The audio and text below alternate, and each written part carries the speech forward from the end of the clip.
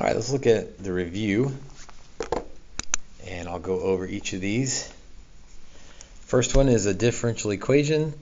We solve those by separation of variables.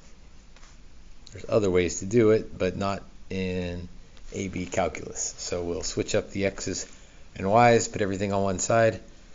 I think I'll rewrite y prime as dy dx. That is not absolutely necessary, but I think it helps me separate the variables. So dy on one side, move dx to the other side. So both of those are derivatives, which means now I can antiderivative both sides. And on the left-hand side, if you need a 1 there, maybe, the antiderivative of 1 dy is just y. On this side, this looks like a u substitution, because if u is the denominator, then du is pretty close to the numerator. So 6 and a 1/5 out front. So 1/5 antiderivative of du over u, which is a natural log. So that would be 1/5 natural log absolute value of 5 plus x to the 6th plus c. So, well, that's my answer. 1/5 natural log. I could drop the absolute value bars because 5 plus x to the 6th is always positive. So they're not necessary for this one, but it wouldn't be wrong if you left them. I will leave the plus c because I don't have any other information to solve for the c, as opposed to number 2, where it gives me an initial condition so that I'll be able to solve for c and get a particular solution. This one's called a general solution.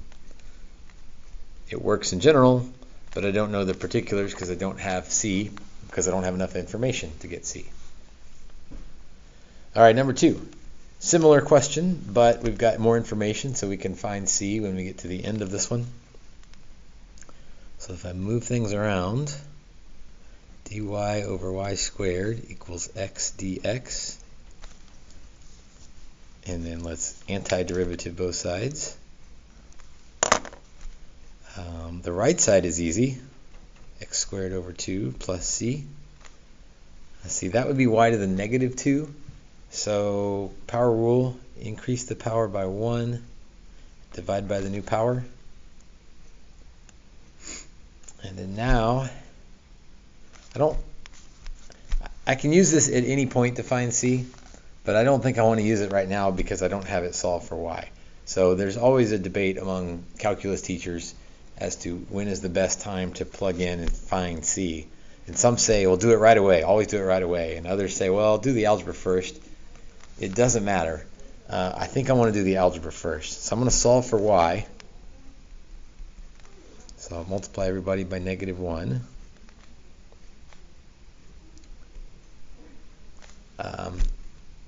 C is just a random constant, not random. It's an unknown constant right now. It can be anything until we find out what it is. So when I multiply any number by -1, it's still any number.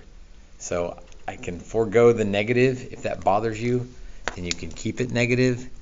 So a lot of students will keep it negative because they feel like you multiplied a negative by a positive and it stayed positive. That feels weird. But so you can call it negative or positive. I guess I'll go with negative because that seems the more natural thing to do. Y to the -1 is 1 over y, so I'd like to flip that to get it back, but I can't flip the other side until it's one fraction. So I think I will make that one fraction with -x squared minus 2c all over 2. Now I can flip both sides to get y by itself. So y equals 2 over -x squared minus 2c. Now that it's cleaned up, I'm going to plug in 1 for x, 3 for y, and figure out what c is. Again, you could have done that back here, but then you still have cleanup work to do. So it's kind of up to you as when you want to clean things up. So if y is 3, when x is 1,